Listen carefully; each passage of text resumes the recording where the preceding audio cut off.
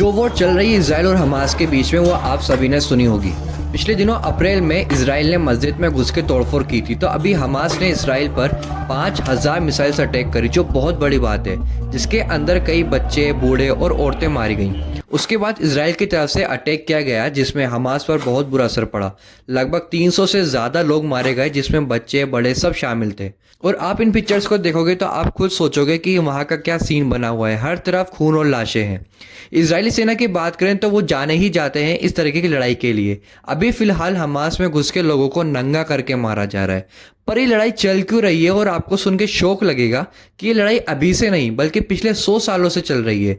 पर इन सब का रीज़न क्या है और कौन सही है और कौन गलत, आज उस पर बात करते हैं। अभी हमास ने मिसाइल अटैक के पीछे कुछ वजह बताई है, जिसमें पहली है कि इसराइल ने अप्रैल में मस्जिद अल अक्सा के अंदर घुस के बमबारी की थी, जिससे मस्जिद में काफ़ी ज़्यादा नुकसान हुआ था, जिससे हमास के लोगों को काफ़ी ज़्यादा बुरा लगा था, क्योंकि मुस्लिम्स में मस्जिद अल अक्सा थर्ड मोस्ट रिलीजियस मस्जिद है मक्का और मदीना के बाद में।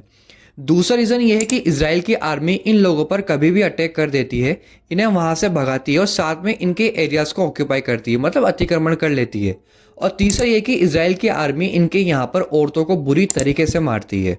सपोर्ट की बात की जाए तो ये बात साफ है कि मोस्टली अरब कंट्रीज ज़्यादा कुछ बोल नहीं रहे। इसके पीछे सिंपल सा रीज़न है कि कुछ टाइम से इजराइल को अमेरिका से मदद मिल रही है, जिसकी वजह से इजराइल ज़्यादातर अरब कंट्रीज के क्लोज आ गया।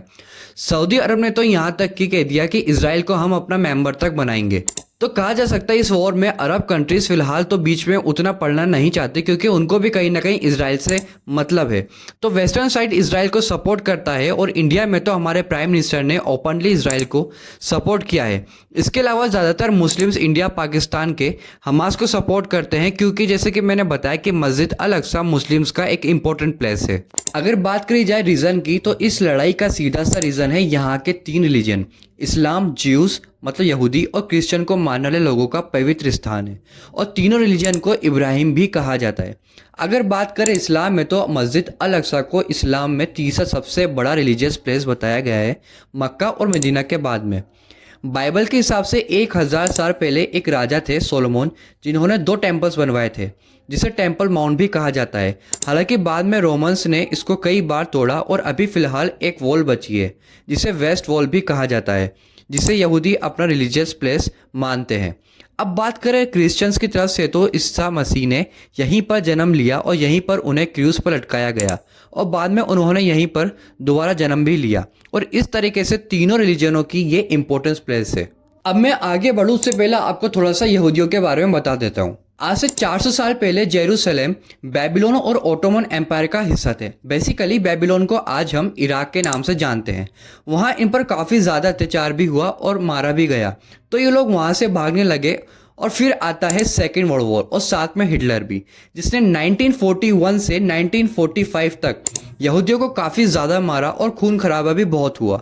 अब ये लोग समझ गए थे कि जान बचानी है तो इन्हें वापस जाना पड़ेगा, तो ये वापस भागकर इजराइल आ गए, जिसे ये अपनी जगह ही मानते थे। अब उस टाइम पर इजराइल और पैलेस्टीन दोनों ही ब्रिटिश रूल के अंडर थे। हालांकि ब्रिटिश ने यहाँ 2 देश बनाने की भी बात की, और ऐसे करके यह बात 1947 में जाके यूएन में पहुंची, जहाँ पर इसके 2 टुकड़े हुए, एक इजराइल और एक पैलेस्टीन। और 30 एकड़ का जो मस्जिद वाला एरिया था और जो वॉल वाला एरिया था, उसे यूएन ने अपने कंट्रोल में ले लिया। पर इसके बाद भी लड़ाई यहाँ ख़त्म नहीं होती है, क्योंकि इजराइल के पास छोटा एरिया था। इस वजह से उसके बाद भी 2 और लड़ाई हुई, और हर लड़ाई के बाद ये और आगे बढ़ते जाते और कुछ ना कुछ एरिया अपने अंदर करते जाते। 1947 से ही अरब कंट्रीज यूएन के फैसले से नाराज थी। इसी वजह से लेबनान, मिस्र, ईरान, सीरिया, इन सब ने 1948 में जाके इसराइल से लड़ाई लड़ी। उसके बाद भी जेरूसलम का ईस्ट एरिया इसराइल के पास रहा और वेस्ट का जॉर्डन के पास। ये लड़ाई यहाँ नहीं रुकी। 1947 से ही अरब कंट्रीज यूएन के फैसले से नाराज थी। इसी वजह से लेबनान, मिस्र, ईरान, सीरिया, इन सब ने 1948 में इसराइल से लड़ाई लड़ी। उसके बाद भी जेरूसलम का ईस्ट एरिया इसराइल के पास रहा और वेस्ट का जॉर्डन के पास। ये लड़ाई यहाँ भी नहीं रुकी। 1967 में 6 डे वॉर हुआ, जिसे अरब इजराइल वॉर भी कहा जाता है। इसमें इजराइल का करो या मरो की लड़ाई थी। अगर हारते तो इनके पास कुछ नहीं बचता, और ये वॉर इजराइल ने जीत ली। और यही नहीं, इसके साथ टेम्पल माउंट जो सोलोमन ने बनवाया था और मस्जिद अल अक्सा दोनों इसके अंडर आ जाती हैं। तो इस तरीके का ये विवाद है जो कई सालों से चल रहा है और ये अभी तक हमें देखने को मिलता है।